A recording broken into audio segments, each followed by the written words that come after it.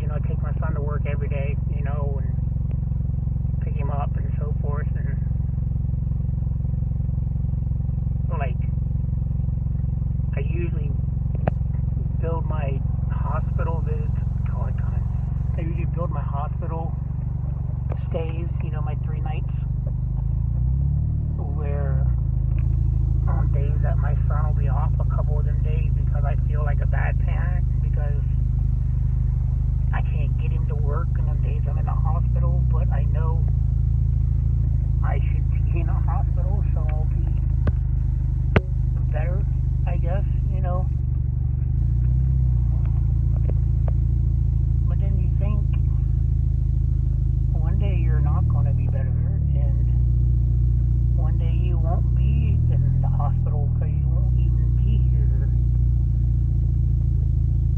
alive to postpone hospital visits and worries about getting your son to work.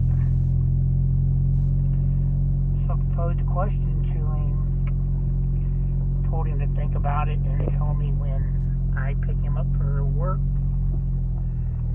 the next day he works. And I just asked him, Taylor, was he ready to get out the car? And I stopped and grabbed his hand. He's like, yeah. I'm like, hey. He's like, yeah, Dad. And you go, you know I love you, right? He's like, I love you too. He's like, and I'm like, things are what's going on or whatever. But how would you feel if, one day I just came over and dropped my car off with you and I just left? And his first thought was, well, how would you get home? And it made me laugh, right? But I was like, no, I'm saying, I just want to give you my car and I want to leave. And you'll be okay, though, right? I mean, I've been a good enough father, and I think I hopefully I taught you well enough to where when I'm not here, you'll be okay. And he was like, no, because I still want to talk to you, and I still want to see you. I'm like, well, it's not like I'm just gonna leave the car and go kill myself. I mean, you still have my phone? You still call me like you do now? You can still FaceTime me. And he's like, I don't know if I'd like that. And I'm like, I don't think I would like it neither, Jalen, but it's come down to where it might be the best thing. How could you say that, Dad? I don't want you to watch me die. I don't want my mom to see me die. I want to be at peace with heaven.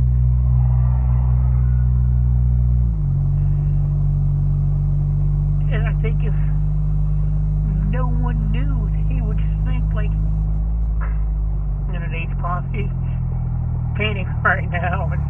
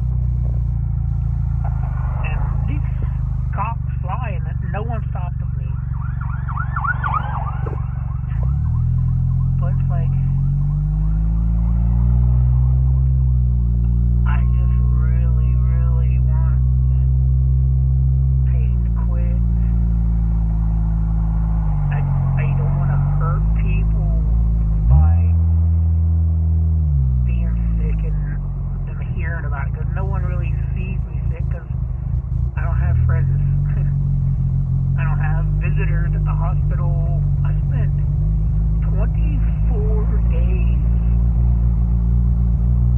including my birthday, really, and Christmas Eve, in the hospital for the third year in a row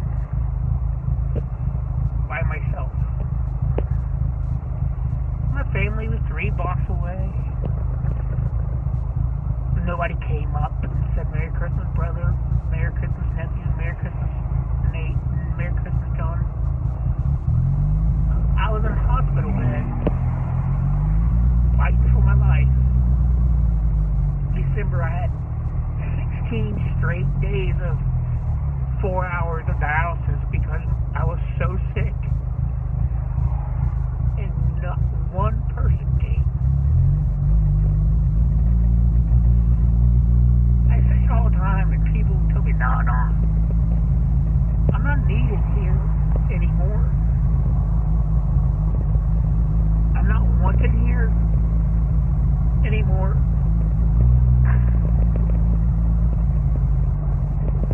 I can literally drive right now and never come back. And the only person who would notice would be my son, because I have to get him to work in the morning. No one else would even notice or care. And if they noticed me not being around, like, oh, Nate's probably in the hospital, it's okay. I spent 6 days in a hospital, like a month ago. And the only person who knew was my son. When I get out of the hospital, I go home and I'm like, "Hey, how was your trip?" I'm like, "Well, hospital sucked." "Oh, I thought you went to Michigan." No, I wanted to, but I'm not wanted there either. Just like I wasn't wanted in Missouri. Just like I wasn't wanted in Illinois. Just like I'm not wanted in Ohio.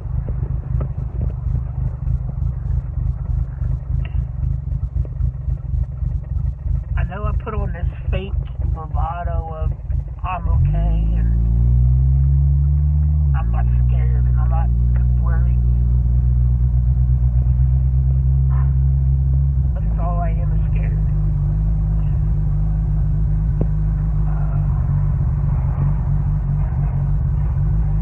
Well, not last Saturday, but the Saturday before I was in the hospital and I was getting dialysis. It was 8 o'clock in the morning.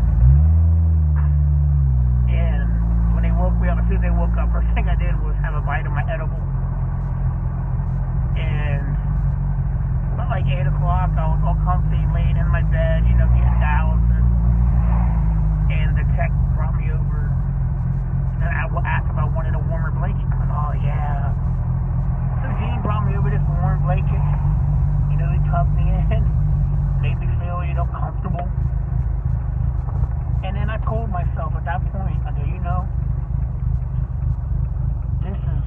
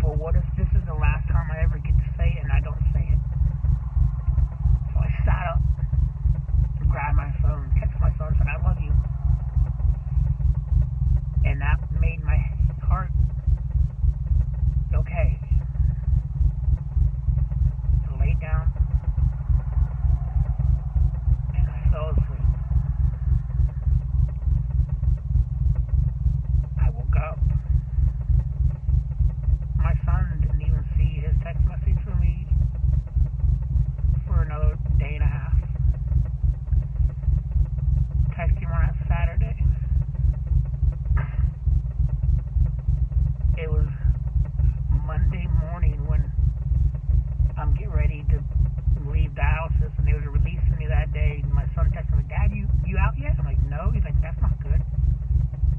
I'm like, yeah, I'm sorry, I can't get you to work.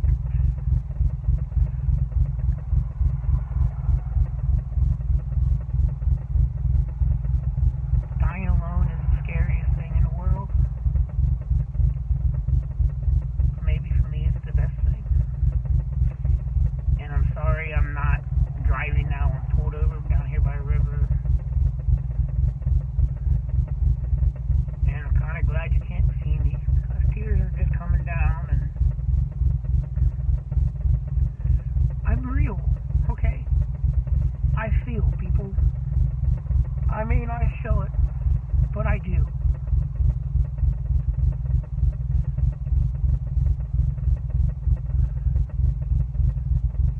I try to make amends to everybody that I hurt.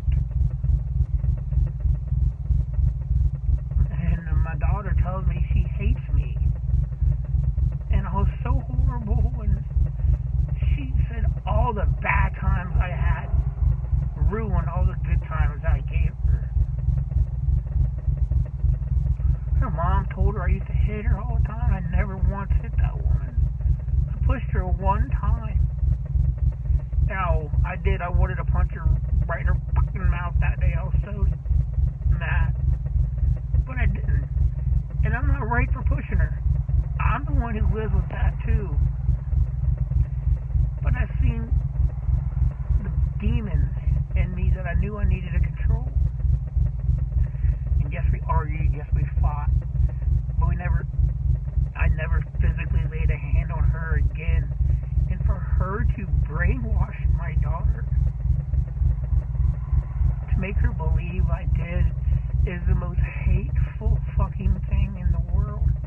She still looks at my son, who's 20, and we've been apart for a decade. Every time she sees him, she hates him because he's mine. And as for my daughter, no, granted, she's not mine. When I met her mom, my son's mom, she was 6 months old. But until she was 13 and I moved out, she was my daughter, not her real dad. He wasn't around. I was. He didn't even pay $50 a month in child support. I helped buy everything. I paid the mortgage in our house. I put the food in our house. I put the clothes on her back. And as soon as me and her mom broke up, she was 14. She was like, he's not your real dad now. You don't got to see him no more. I said the same thing about my mom. She's not your grandma. How can you be such a spiteful fucking person? Hate me all you want. That's fine. But to try to turn a girl that I love like she's my own daughter, who I got tattooed on me, who is my princess still, shame me so much that this girl hates me. I was going to be a grandpa. I spent time with her in a hospital. She's still pregnant. I spent time with her when she's in the hospital because we both in the hospital. I will never, the day that she had her, gender reveal thing, I wasn't invited because her mom was there. Get it? I understand. But I got there before she did, and I gave her those little pink and blue little cigar gummy things you get at the hospital. I got her those, and I'm like, I love you, Jenny. She's like, I love you, and gave me a hug and kiss. Later on that night, all I could hear was how of a horrible person I am.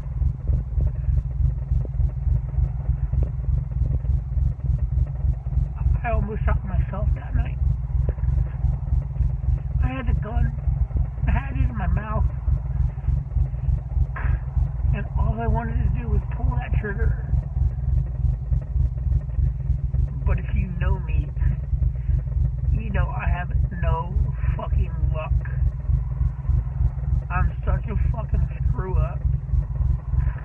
I probably would have shot myself and not killed me, and then all the quadriplegic for the rest of my life, and then my family would have to look after me and have to act like they care. I'm just dying now because of dialysis. They don't have to act like they care, and they don't.